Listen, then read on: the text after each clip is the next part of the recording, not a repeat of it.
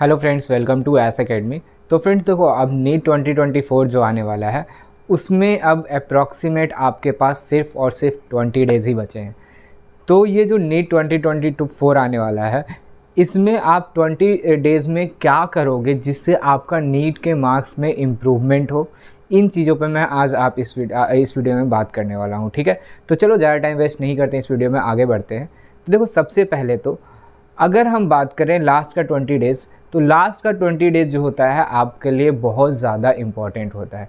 ठीक है, इसमें मैं बिल्कुल नहीं कहूँगा कि आप जीरो से पढ़ के आप नीट क्रैक कर सकते हो, बिल्कुल भी मैं ये नहीं कहने वाला हूँ। ठीक है, मैं बस ये कहने वाला हूँ अगर आपका मार्क्स 400 आ रहा है, 450 आ रहा है, 500 आ रहा है, तो इसको आप किस तरीके से इम्प्रूव करके 650 660 तक ले जा सकते हो। ठीक है, मैं ये बिल्कुल नहीं कहूँगा कि आप 20 डेज़ में जीरो से पढ़ाई स्टार्ट करके पूरा एकदम जो है वो आप स्कोर अच्छा कर लो, 600 कर लो, 700 660 कर लो। तो ये सब बिल्कुल भी मैं आज इसके वीडियो में नहीं कहने वाला हूँ, कोई भी चीज़ नहीं बताने वाला हूँ। ठीक है, तो देखो, सबसे पहले तो आपका मार्क्स 400 450 500 आ रहा है, तो आप आराम से ये लास्ट 20 डेज़ को यूटिलाइज़ करके जो है अपना स्कोर 660 तक ले जा सकते हो, 670 680 तक भी ले जा सकते हो।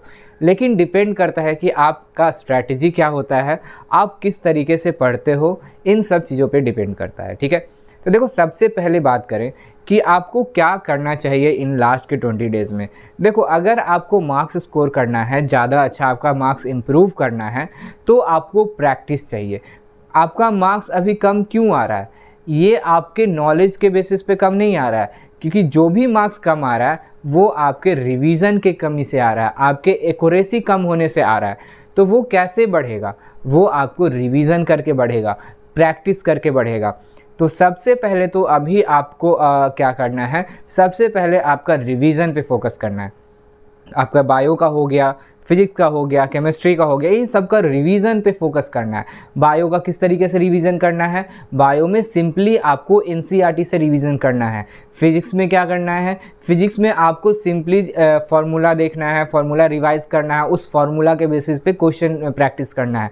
केमिस्ट्री में आपको क्या करना है? केमिस्ट्री में, फिजिकल केमिस्ट्री में सिंपली आपको जैसे फिजिक्स में कर रहे हो वैसे ही आपको उसका फार्मूलाज को देखना है, उसके क्वेश्चन को प्रैक्टिस करना है। इनऑर्गेनिक, ऑर्गेनिक आपको एनसीईआरटी से पूरा सारा रिएक्शन जो होगा आपको पढ़ना पड़ेगा। तो ये सारी चीज़ें जो है आपको करना है। तो किस तरह से करना है? देखो, आप अभी से बायो अगर रिवीजन करना स्टार्ट करते हो तो आप एनसीईआरटी ही सिर्फ फोकस करना। उसमें क्या करना है, आपको चैप्टर वाइज नहीं यूनिट वाइज रिवाइज करना है। क्यों मैं ऐसा कर रहा हूँ? क्योंकि अभी तक आपने इतना बार चैप्टर पढ़ लिया होगा तभी आपका 400 450 500 मार्क्स आ रहा है। अगर आपने ये चीज़ें नहीं पढ़ रखी होती तो आपका 400 भी मार्क्स नहीं आता। तो मैं ये तो एज्यूम करके चल रहा हूँ कि आप सारे चैप्टर को पढ़ रखे हो, आपका सिलेबस कंप्लीट है। तो आपको रिवीजन सिर्फ करना है, वो भी चैप्टर वाइज नहीं, यूनिट वाइज रिवीजन करना है। पहले आपको एक दिन में एक यूनिट रिवाइज करना है। ठीक है, ऐसा नहीं हो रहा होगा कि आप आज एक चैप्टर रिवाइज किए, फिर कल एक चैप्टर रिवाइज किए, अब वो समय नहीं है। अब आपको यूनिट वाइज रिवाइज करना है। जैसे जैसे यूनिट होगा वैसे वैसे आपको रिवाइज करना है। पहले यूनिट 1 रिवाइज किए, यूनिट 2 रिवाइज किए, तो ये रिवाइज करना है। उसमें भी आपको ज़्यादा रिवीजन पे किस पे फोकस करना है? जहाँ से क्वेश्चन ज़्यादा आ रहे हैं वहाँ पे आपको फोकस करना है। देख लो कि नंबर ऑफ क्वेश्चंस कहाँ से ज़्यादा आ रहे हैं, उन पे आपको फोकस करके क्या करना है, रिवीजन करना है। ठीक है, फिर वही फिजिक्स में क्या करना है? फिजिक्स में आपको एक बार पूरा चैप्टर देखना। मैंने आपको पहले ही बोला था कि जब स्टार्टिंग में मैंने आपको स्ट्रैटेजी बताया था उसी से मैंने आपको बोला था कि आपको एक फार्मूला सीट बनाना है। फार्मूला सीट बनाओगे तो आपके लिए इजी होगा, आप आसानी से इन चीज़ों को कर पाओगे। ठीक है, जब फार्मूला सीट आपने अभी तक बना रखा होता तो आप डेली उस फार्मूला को देख सकते थे। आप आसानी से ब्रश करते रह गए, खाना खाते रहे, उस समय एक बार फार्मूला देख लिए तो एक बार रिवाइज हो गया। क्योंकि फार्मूला जब आपको याद रहेगा तभी आपका क्वेश्चन सॉल्व होगा। और फार्मूला जैसे ही आप थोड़ा सा गड़बड़ करोगे आपका क्वेश्चन बेसिक से ही गलत हो जाएगा। ठीक है, तो ये चीज़ है। फिर उसके बाद वही फिजिकल में भी वही करना है। इनऑर्गेनिक में आपको सारे रिएक्शंस एनसीईआरटी के याद होने चाहिए। ऑर्गेनिक में भी सारे एनसीईआरटी के रिएक्शंस आपको याद होने चाहिए। इतना तो आपको करना ही करना पड़ेगा। ठीक है, तो ये चीज़ें जो है ये आपको करना है। उसके बाद मोस्ट इम्पॉर्टेंट अब क्या है, क्वेश्चन सॉल्विंग मैं पहले देखो, पहले के वीडियो में मैंने आपको बताया था कि अप्रॉक्सीमेट आपको डेली एक टेस्ट पेपर सॉल्व करना है, नहीं तो एक दिन गैपिंग करके। लेकिन अब मैं आपको कहूँगा आप डेली एक क्वेश्चन पेपर सॉल्व करो, डेली एक टेस्ट पेपर सॉल्व करो। उससे क्या होगा, मान लो अब लास्ट के 20 डेज़ में बायो का क्वेश्चन सॉल्व करते हो, 20 डेज़ डेली एक एक टेस्ट पेपर, तो आप कितने क्वेश्चन सॉल्व कर रहे होगे? आप सॉल्व कर रहे होगे 20,000 क्वेश्चंस। कितने क्वेश्चन? 20,000 नहीं, 2,000 क्वेश्चंस। और ये 2,000 क्वेश्चंस बहुत ज़्यादा सफिशिएंट होता है आपके लिए नीट में अच्छा मार्क्स स्कोर करने के लिए। उसके बाद आता है केमिस्ट्री एंड आपका फिजिक्स, तो उसमें भी आप अप्रॉक्सीमेट 1,000 क्वेश्चन सॉल्व कर रहे होगे। तो इससे क्या होगा कि आपका रिवीजन भी अच्छा से हो जाएगा, आपका प्रैक्टिस भी अच्छा से हो जाएगा।